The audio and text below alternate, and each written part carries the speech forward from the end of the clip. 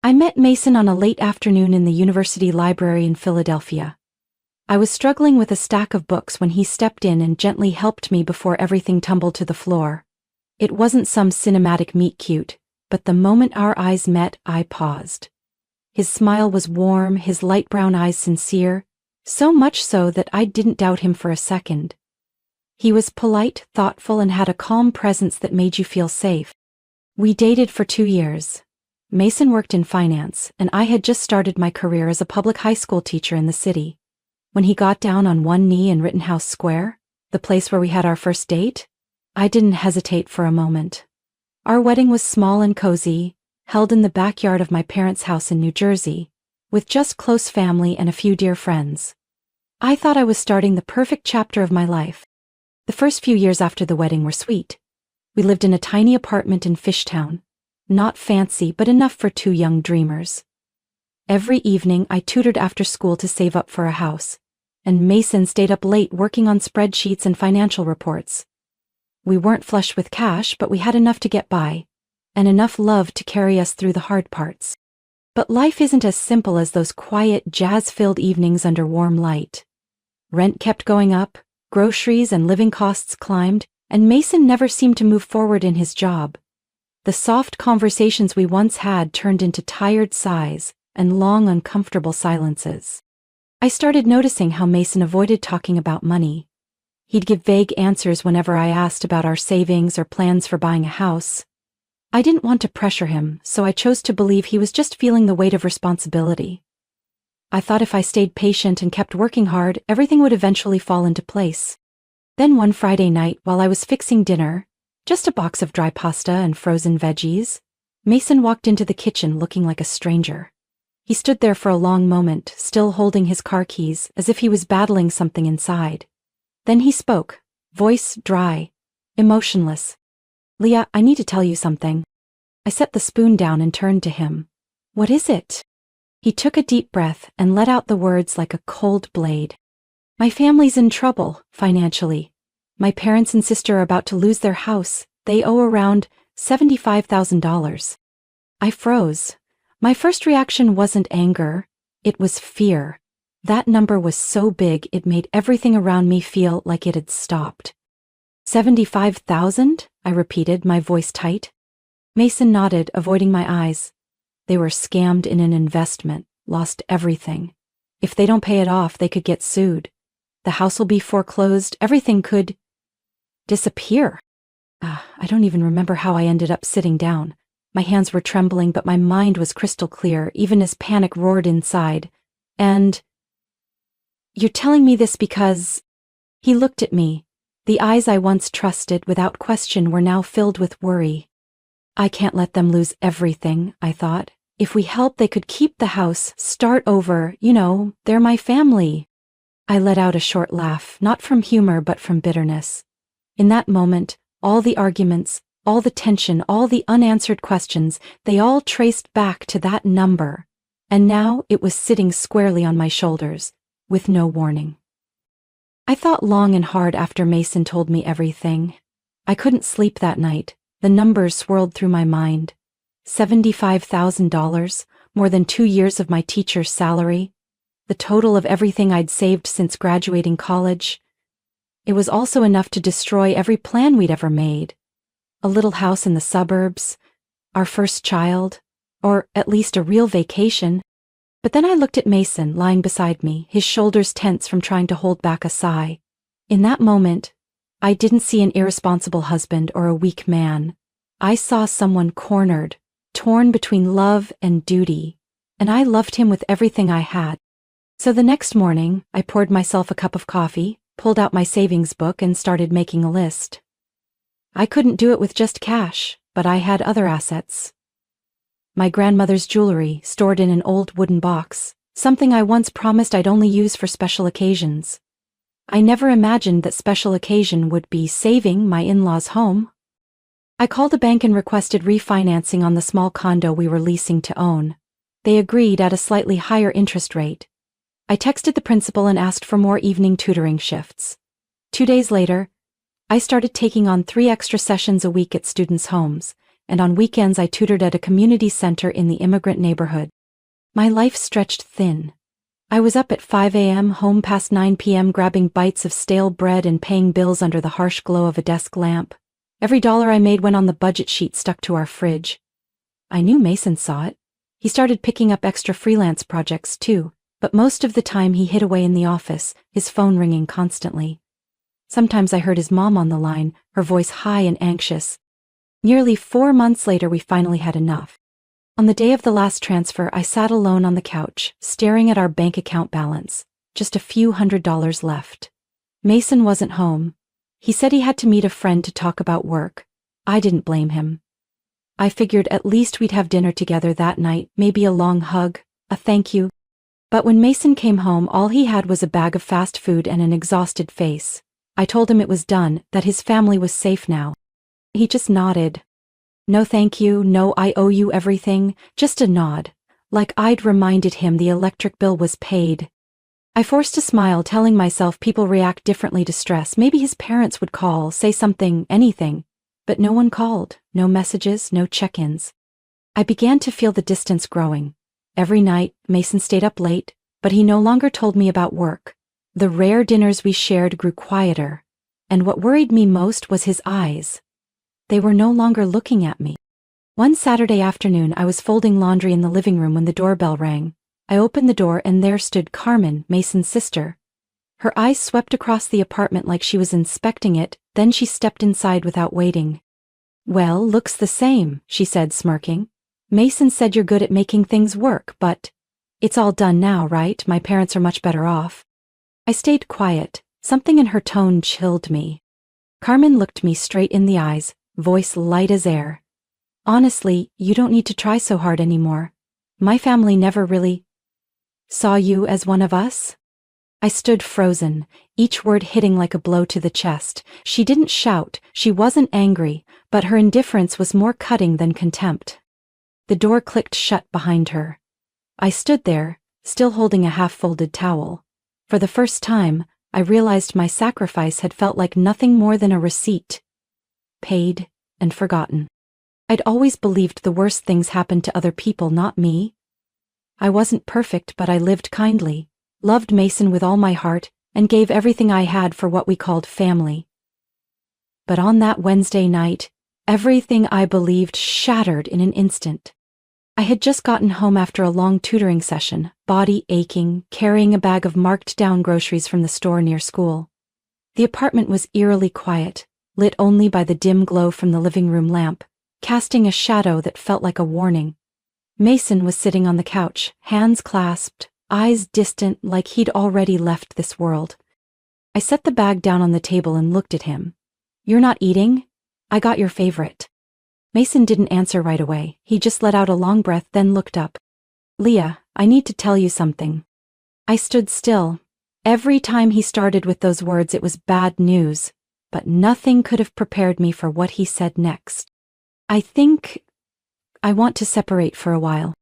I thought I'd misheard. What? I don't know if I can take it anymore.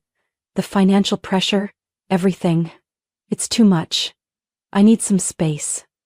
I need to get away from here, at least for a while. I laughed, but it wasn't out of humor. Financial pressure, we already made it through that. I've been tutoring nearly every day of the week. We paid off that debt. I know, Mason cut me off, still not looking me in the eye. But you don't understand. Every time I see you exhausted, trying so hard, sacrificing, I feel like a failure. I'm not myself anymore. And your solution is to walk away? My voice rose, full of hurt and disbelief. Walk away from the person who took on your family's debt? Mason didn't answer. He stood up, walked into the bedroom and started packing. Shirt by shirt, socks shoved into a duffel bag like he was going on a short business trip. Not leaving a 6-year marriage. I stood there, watching his back, feeling like the ground had just slipped out from under me. You can go, I said, my voice shaking, but at least tell me, is this about me? Is there someone else? He paused for a beat, then shook his head. No, it's just, I can't keep doing this. Not long after, the door slammed shut behind him. I collapsed onto the floor, tears spilling out even though I felt completely hollow inside. In the days that followed, I kept myself busy. Teaching, cleaning, tutoring. I tried not to think, Not to analyze, not to question. Until I called Maureen, Mason's mother. I thought at the very least she'd offer a few words of sympathy. I had helped her family avoid financial ruin. I'd taken on a debt her daughter once called a lifetime burden. The phone rang 3 times before she picked up. Her voice was cold, without a trace of hesitation. "Hello, Leah, I assume you're upset." I swallowed the lump in my throat. "I just want to know what's going on. Mason said he needed time. I don't understand why."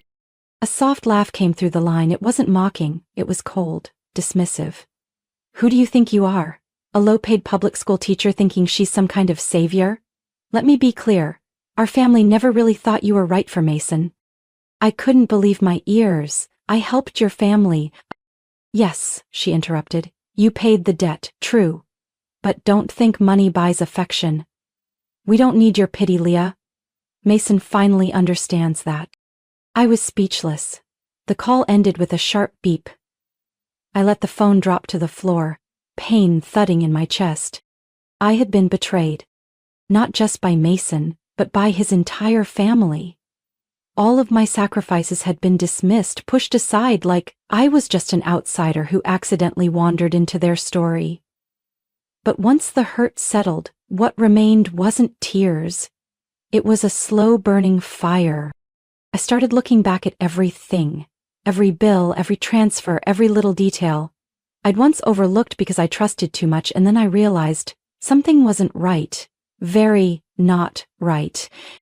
They thought I'd step back, that I'd disappear like a forgotten shadow. After that call with Maureen, I had no tears left. Pain no longer came in waves, it turned to stone, silent and sharp. I began doing what I should have done long ago. I started searching for the truth. That night I sat in front of my computer and opened the joint bank account. Something I rarely touched because I always believed Mason was good with money.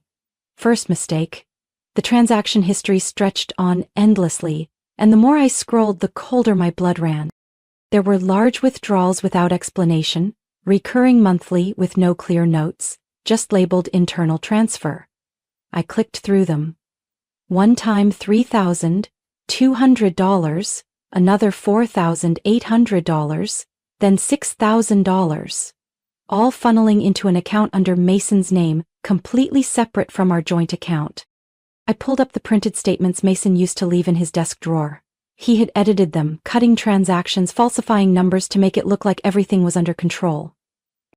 My chest tightened. I printed every piece of evidence and brought it to a law office downtown in Philadelphia. I was met by Attorney Grant, mid-40s, who looked like he'd seen more divorces than family dinners. After reviewing the documents, he slowly shook his head. "I understand your frustration, Leah, but most of these funds were transferred from a shared account. There's no documentation showing it was a loan or any binding agreement. Legally, this falls under marital assets. Without proof of fraud or coercion, it's hard to reclaim." "So, I've lost it all?" I asked, though I already knew the answer. "Not entirely, but you need to prepare yourself. Sometimes justice doesn't come from court, it comes from your own choices." I thanked Mr. Grant and left in silence. On the way home, the bitter March wind whipped through my thin coat, but inside, I didn't feel cold anymore. Just one burning thought. I won't let them walk over me like a doormat. The weeks that followed, I lived like a shadow. By day I taught as usual, smiling at students, attending parent meetings, jotting notes in grade books. By night I studied, not to teach but to become someone else. I started reading everything I could find about finance, investing, corporate law. I signed up for online courses, binge-watched podcasts on business strategy, personal branding, and behavioral psychology. I didn't just want to understand Mason and his family. I wanted to rise above them. I started crafting a new identity, Elena Moore, a short, sharp name. Elena was the woman Leah had never dared to become. Confident, calculated, and answerable to no one. I hired a web designer, built a polished LinkedIn profile, Elena Moore, independent investment consultant specializing in post-crisis business recovery. I used my real skills combined with my new knowledge to write financial analysis articles and share business strategies like I'd once worked on Wall Street. An old college friend, Benji, now a freelance marketing expert, helped me shape Elena's public image. He didn't know the whole story, just assumed I was rebuilding my career after a broken marriage. "You're glowing," Benji said, looking over my new headshots in a beige suit, studio lights casting soft shadows on my sharp cheekbones. "People will believe Elena Moore could turn an empire around." I smiled, but there was no joke in my heart. That's exactly what I was preparing to do. Elena Moore started showing up at small networking events, investment panels, tech startup meetups in Midtown. I didn't talk much, but I listened a lot. I took note of names, connections, familiar partners tied to the Thompsons, the financial empire Mason's family clung to. They didn't know who I was, but I knew them well. I knew about their hidden investments, their shady connections, the late-night phone calls Mason thought I didn't hear. I was no longer Leah, the wife who stood behind a family that never welcomed her. I was Elena, the woman tracing every thread on the power map, ready to pull at the weakest stitch. With my new identity, I slipped into the world I once only observed from the sidelines. Rooftop cocktail parties, closed-door investor summits where whispers held more weight than words. Philadelphia wasn't New York, but the finance scene had its own rules, and I learned them fast. I didn't get too close, but I stayed close enough. I wasn't in the center of the room, but always in the right place to overhear a key conversation, a passing joke, a furrowed brow mid-chat, a hesitant glance. All of it I remembered. I knew their last name wasn't Thompson like in the story. Mason's family name was Bradley. And they didn't just run an investment firm. They were the public face of the Bradley Foundation for Progress, praised across media for their generous donations to schools and hospitals. The problem was, I started hearing stories that didn't match up. One night after a tech conference, I ran into Miles, an old college classmate now working as a strategic advisor for nonprofits. Over coffee, as we caught up, the conversation drifted to the Bradley Foundation. I asked casually, like it was a name I'd just heard in passing. Miles frowned.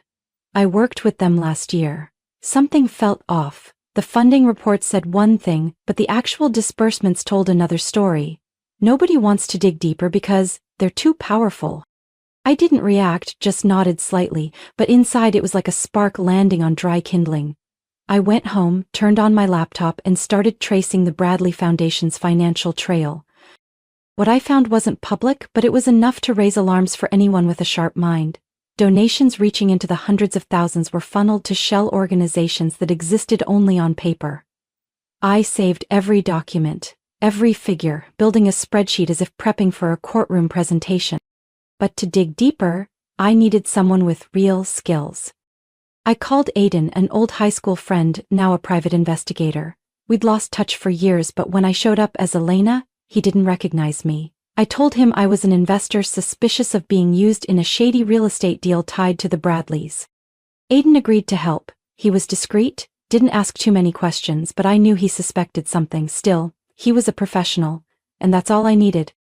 3 weeks later, Aiden handed me things I couldn't have imagined. "They're not just mismanaging the foundation," he said, passing me a USB drive. "They've set up a whole web of shell companies in Delaware to avoid taxes, launder money, and legitimize dirty foreign investments."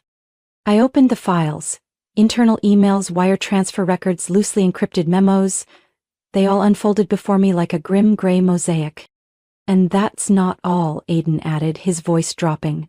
"Remember Nathaniel Bradley, the so-called eccentric uncle who supposedly died in a car crash 3 years ago?" I nodded. Back when I was still Mason's wife, I had met him once at a ribbon-cutting ceremony. A gruff but sharp man who clearly didn't care for the flashy lifestyle of his younger relatives. Aiden sighed. "There were a lot of red flags with that crash. I found the original forensic report. It was altered. And the driver they hired at the time? Disappeared a week later." I gripped the edge of the table. Everything started to align. Why Mason left right after the debt was paid off. Why his family never seemed genuinely worried about losing their home. Why their resentment toward me was so poorly concealed. It was because I didn't belong in their world. A world built on money, power, and dark secrets no one dared to expose. But I would. I sat alone in the apartment, night pressing against the glass windows. The USB stick was still plugged into my laptop, its blue light blinking like a heartbeat waiting to erupt. This wasn't personal anymore, this was a chessboard. And whether I was Leah or Elena, there was no turning back. They had played me like a pawn. Now it was my move. I knew I couldn't fight this alone. The information I had was a bombshell, but unless someone had the platform to expose it, all that data would remain lifeless digits. And I knew exactly who could turn it into a weapon. Janet Rivera, 28, investigative journalist for the Philadelphia Chronicle. I had read her exposé last year on the city council budget scandal. It forced a councilman to resign in under a week. Janet was young, razor-sharp, and most importantly, unafraid. I sent her an email with the subject line "Confidential. The city's largest charity may be a front for financial fraud." Under the name Alina Moore, I attached a few select documents from Aiden's USB and added one line: "If you want to know more, I have an entire drive full of this." Less than an hour later, my phone rang. "Moore?" Janet's voice was crisp. "I'd like to meet in person." We met at a quiet cafe near the train station. Janet wore a leather jacket, her hair in a high bun, her eyes sharp enough to slice through lies. "I've read what you sent," she said bluntly. "If this checks out, it could shake the entire city council. What do you want out of this?" I took a sip of coffee, locked eyes with her. "I don't want money. I want the truth out. I want them to pay." Janet nodded. "I'll need to verify the sources, cross-section the records, and confirm with at least 3 independent leads. If it holds, I'll publish." I handed her the hard drive after backing everything up at home, and a list of contacts who could corroborate the details. Miles from the nonprofit world, a former accountant at Bradley Group who resigned for personal reasons, and an admin worker who once accidentally printed a payroll sheet listing a special operations expense charged to the foundation. For the next 2 weeks, Janet and I worked almost every night. I supplied the data, she dug into the details. Aiden helped verify the evidence, and Benji, my marketing friend, helped prepare the social media rollout. We weren't going to leak it carelessly. We planned a step-by-step media assault. Day 1, the Philadelphia Chronicle ran a front-page exclusive with the headline, "Bradley Foundation, Are Donations Failing to Reach Those in Need?" The next day, I activated a network of anonymous social media accounts I had prepared across Twitter, Facebook, and Reddit. Each account had its own voice. A disgruntled teacher, a supposed ex-employee, a cautious investor. We posted links to the article, asked open-ended questions, attached images, leaked docs, and comments designed to strike a nerve. If they used charity money to fund a director's vacation home, then who can we trust anymore? This foundation's been honored by the city 3 years in a row. Has anyone here ever actually received their support? The post went viral. Within 48 hours, what started as a newspaper article exploded across platforms like wildfire during a dry summer. Local TV stations picked it up, interviewing scholarship recipients, many of whom revealed there were no actual disbursement records from the foundation. Shares of Bradley Holdings, the foundation's parent company, dropped steadily for 3 days. On the 4th day, I dropped the hammer. An old video clip Aiden had recovered from a security camera showing Nathaniel Bradley storming out of the director's office the day before his accident. In the video, he slammed a folder onto a desk and shouted, "I won't let you keep laundering money under the guise of charity." I sent the clip to Janet. Within an hour, it was the top story across every news platform. The fallout was immediate and explosive. The mayor's office called for a multi-agency investigation. Business partners like Wells and Braxton and Monroe Capital announced they were suspending all dealings with Bradley Holdings. City Council scheduled an emergency hearing. Bradley's stock plummeted, over 40% lost in just 1 week. A company once praised as a symbol of corporate citizenship was now hanging in disgrace under the weight of public outrage. Mason, the man who walked out of my apartment without a glance, appeared on television looking gaunt, reading a scripted statement with zero confidence. "We deny all allegations. The company will cooperate fully with authorities to resolve this misunderstanding." I sat in my tiny apartment, wine glass in hand, watching the evening news show. Mason and his parents, leaving their office building, swarmed by reporters. No one could say I didn't belong in their family now. The media firestorm was just the beginning. If I truly wanted to bring down the Bradley empire, I couldn't rely solely on outside pressure. I needed to strike from within. And for that, I needed a Trojan horse. Her name was Ella Bradley Mason's younger sister. Ella had always been the most overlooked member of the family, rarely seen at major events, held no key position in the company, often dismissed as the artsy one who doesn't fit in, which made her the perfect pressure point. I approached Ella not as Leia, the betrayed ex-wife, but as Elena Moore, a generous, empathetic investor. We met for the first time at a small charity auction inside an independent art gallery. She was showcasing a series called The Rot of Power, ironically exactly my theme of interest. I posed as an art enthusiast, gently asked about her inspiration, and subtly steered the conversation toward what it felt like to be trapped by family expectations. Ella smiled sadly. "You get it," I said, eyes shining just enough. "Some families use blood to bind you, but money to control everything." After 3 coffee dates, Ella began opening up about family fights. About how Mason and her father always saw her as useless, and how her mother, Evelyn Bradley, only cared about appearances. I didn't need to push much.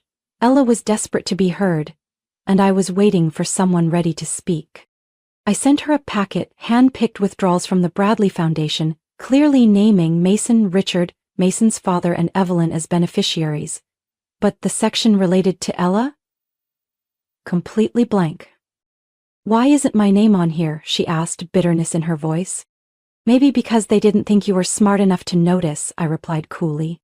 A few days later, Ella sent me a recording of an internal meeting she had secretly taped, where Mason flatly said Ella should stay out of company affairs. "The less she knows, the better." That was the perfect moment to strike again. From Aiden's data, I found photos of Richard Mason's father frequently visiting a luxury condo in Rittenhouse. He wasn't alone, but with a woman nearly 30 years younger named Lena Morgan, who used to be the foundation's administrative assistant. I sent the photos to Evelyn's private inbox, along with account statements showing Richard had withdrawn tens of thousands of dollars from a Bradley Holdings subsidiary to cover Lena's rent and personal expenses. 3 days later, the media reported that Richard had left the family estate in the middle of the night, empty-handed, face bruised. A source from the gardening staff revealed there had been shouting from the second floor, then the scream, "I gave my whole life to you, and this is how you repay me?" The picture-perfect marriage cracked. Evelyn, the same woman who once told me I wasn't good enough for Mason, was now publicly calling her husband a morally bankrupt traitor. The family began to split. Ella officially resigned from the Bradley Foundation's board, declaring she refused to be involved in unethical operations. At a separate press conference, she stated flatly, "I used to believe in my family. Now, I choose the truth." But the final blow came in the form of a single document. Aiden had spent months tracing through layers of shell companies in the Bahamas and the Cayman Islands. At last, we uncovered an offshore account holding more than $23 million under Evelyn and Richard's names, funded by transfers from organizations previously supported by the Bradley Foundation. I printed every page, time-stamped the files, encrypted the data, and sent it to the FBI, the IRS, and the Securities and Exchange Commission under the name of an anonymous citizen who had witnessed too much injustice. Just 3 days later, I saw it on national news. FBI launches formal investigation into Philadelphia's largest charity amid allegations of money laundering, tax fraud, and illegal funding practices. Bradley Holdings stock continued to plummet. International partners withdrew all investments. A company once seen as the Northeast financial titan now stood on the brink of collapse. I sat in front of my TV, hands wrapped around a cup of hot tea, watching Evelyn, dark sunglasses on, surrounded by reporters as she climbed into a car. Their empire was now nothing but rubble, division, and suspicion. I used to be the outsider, dismissed, stepped on. Now they had severed their own roots, with their own hands. Just when I thought I had uncovered nearly everything about the Bradley family, a completely unexpected twist arrived. One June morning, while reviewing financial summaries I planned to send to the IRS, my phone buzzed. The number was unfamiliar, but the voice wasn't. "Leah," or should I say Elena Moore, a low male voice confident with a mocking chuckle. "Word is, you're driving the Bradley family insane." I paused for a few seconds before responding cautiously. "Who is this?" "I'm Mark Bradley," the man said. "Mason's cousin, the one they scrubbed from every family photo since I turned 25. I vaguely remembered the name from some of Aiden's old files. Mark had once been a top financial analyst, but after an internal conflict he vanished from the company. No reason, no explanation? "Why are you calling me?" I asked, half curious, half wary. I have information, and I think you're the one who knows how to use it. We agreed to meet later that afternoon at a high-end bar in Rittenhouse. Not too exposed, not too discreet. Mark arrived right on time. Clean-cut shirt, slicked-back silvering hair. His gaze was cold, but behind it, a fire had clearly been burning for years. You did what I thought no one outside this family could, Mark said with a hint of admiration. You've shaken them to their core. But they're not finished yet. I stayed quiet, he continued. You know about the foundation, the offshore accounts, the cover-ups. But there's one thing you've missed. The real estate laundering trail Richard and Mason used, small companies in Detroit and Houston. Mark pulled up a tablet showing transaction logs with strange corporate names. Clearwave Partners, L&K Advisory, and Haven Realty, all of them tied back to the Bradley Group through shadowy investment loans with no traceable origin. These names never show up in the official audits, Mark said, his tone darkening. I found out once. When I asked Mason directly, I was fired 2 weeks later, no explanation. My parents received a very generous settlement to keep quiet. I sat there, heart pounding. The full picture was becoming clearer and more terrifying. So, why come back now? Mark smirked, lifted his glass of whiskey and slowly swirled it. Because you did what I couldn't, hit their pride. Now, I don't want to see them just lose money or their image. I want them to lose the one thing they thought was untouchable: power. I looked at the man across from me, unsure if I could trust him completely, but one thing I knew for certain. Insiders were gold when you're dismantling an empire. 2 days later, something even more unexpected happened. I was leaving a finance seminar when I received a text from another unknown number. Go to the basement parking lot of the Belmont Hotel. I know who Leia is. I'm not here to threaten you.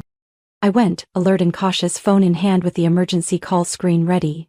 Under the dim garage lights, a figure stepped out from a black SUV. I recognized her instantly. Evelyn Bradley. She wore a light fur coat, her hair pinned back. Her eyes no longer carried the arrogance from the first time we met at the family estate. Hello, Leah, she said, not even pretending I was someone else. I know it's you behind all of this. And I'm not here to beg. I frowned, unsure what to expect. I used to think I controlled everything, Evelyn said slowly, but I realized I was just a pawn in a game my husband and son had rigged. She handed me an envelope. Inside was a transcript of a recording. Richard and Mason discussing how to delay investigations, manipulate public perception, and move assets before they get frozen. Because I never signed certain papers, some assets are still under my name, and now, I want to help you end this. I stood silently, hand clenched around the folder. There was a time when I saw Evelyn as the icy matriarch no force could shake, but now, all I saw was a woman discarded by the very people she'd protected. Maybe she wasn't good, but sometimes the ones who've been burned the worst make the best allies. I looked at her and gave a slow nod. We're ending this together. And for the first time in a very long while, I knew I wasn't fighting alone. The day I had waited for over a year finally arrived. The Bradley Holdings board meeting was scheduled for 9 a.m. on a Monday, inside the towering glass building in the heart of Philadelphia. Once a monument to their power and prestige, but that morning, it was nothing more than the stage for a downfall no one could stop. I walked into the boardroom in a sleek black suit, hair pulled back, eyeliner sharp. No one recognized the Leah they once knew, the silent wife at dinner tables, enduring cold stares and colder silences. Today, I was the one calling the shots. The room gleamed under ceiling lights, men in tailored suits seated around the long wooden table. Mason sat at the head, pale, jaw tight the moment he saw me. Richard tried to remain composed, but I saw his eyes flick toward me with barely concealed fear. I set my leather case on the table, opened it, and calmly laid out thick files along with a USB drive. I'll only need a few minutes, I said, steady and clear. I hold in my hands all the evidence of financial fraud, money laundering, charitable fund abuse, and shareholder manipulation by Bradley Holdings over the past 7 years. The room froze. Richard opened his mouth to speak, but I didn't let him. I have proof you moved nearly $23 million into offshore shell companies. I have recordings of you and Mason discussing how to disguise these transactions through the foundation. I have bank statements, internal memos, even phantom payroll records you used to hide illegal expenses. Richard slammed his hand on the table. You don't have the authority. I don't need authority, I said, locking eyes with him. I have the truth. I handed the USB to Ella, now an independent shareholder after severing family ties, then turned to Mason. He didn't say a word, he just looked at me, eyes filled with dread, and maybe a hint of regret. But regret wouldn't save him. Right then the doors burst open. 3 FBI agents stepped in, followed by 2 IRS officials. One of them pulled out a warrant, voice firm. Richard Bradley, Mason Bradley, and 2 other board members, you are under investigation for money laundering, tax fraud, abuse of power, and shareholder deception. Please cooperate. The room turned to ice. Some reached for their phones. Others backed away. I simply stood still, watching the moment I had envisioned so many times come to life. Richard was cuffed first. He resisted, but they dragged him up anyway. Mason was told to rise. As the agent snapped the cuffs on his wrists, he looked at me. Leah, he whispered. Why you? I stepped forward, voice calmer than ever. Because you made that choice, the day you walked out of our apartment and left me behind, after I sold everything I had for your family. He closed his eyes, I turned away. The elevator ride taking them downstairs felt like a one-way exit. Reporters were already waiting outside, the flashes like lightning strikes. The crimes were no longer buried in data files. They were front-page news. Within a week, Bradley Holdings stock hit record lows. Partners pulled out, banks froze assets, the court opened Chapter 11 bankruptcy proceedings. The empire Richard spent 30 years building collapsed like a sandcastle in a storm. When the boardroom door closed behind the final steps of the FBI agents, I thought I'd feel satisfied. But what filled me wasn't triumph, it was emptiness. A strange, cold silence, like I was standing in the wreckage after the storm, left alone with the ruins inside myself. I had spent over a year becoming Samantha Taylor, the cold, sharp, fearless woman. But once the mask was no longer needed, I realized with a jolt, I'd forgotten who Leah was. I couldn't go back to teaching.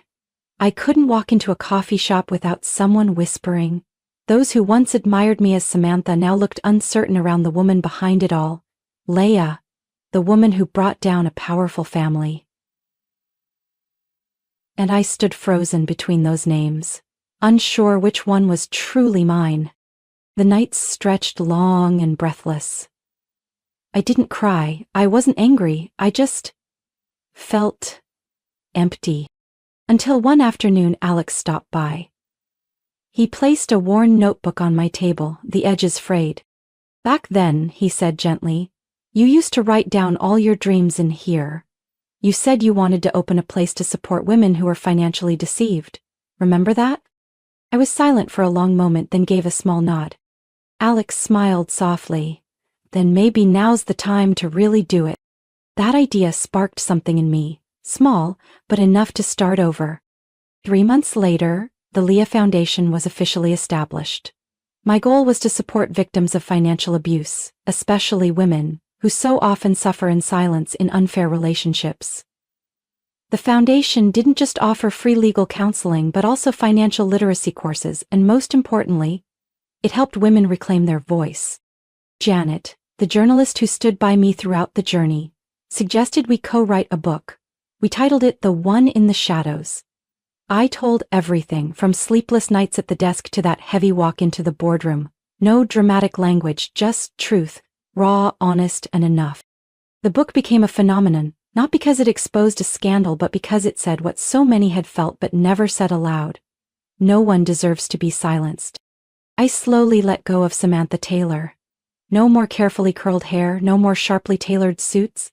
I went back to simple dresses, loosely tied hair, and a voice no longer hardened by steel. But I knew I wasn't the old Leah, the woman who once blindly believed empty promises. I was a new Leah, someone who understood the value of every time she stood back up, every time she was knocked down, and every word she chose to speak. 1 year after Bradley Holdings filed for bankruptcy, I was invited to speak at the Leah Foundation's fundraising gala. The room glowed with candlelight, filled with people who had once been deceived, betrayed, but were now sitting here, smiling, still moving forward. I stepped onto the stage, no headset mic, no spotlight theatrics, just me, Leah, real, standing among the real. I used to think once I got my revenge I'd feel powerful, I began, my voice soft but steady. But the truth is, afterward I just felt lost. I didn't know who I was without the anger. The room was completely still. But then I realized strength isn't about taking down an empire. Strength is having the courage to rebuild yourself from the ashes. It's looking in the mirror every day and choosing to forgive yourself, not for your past, but because you deserve a future. I took a deep breath and smiled. Today, I am not Samantha Taylor. I am no longer a victim.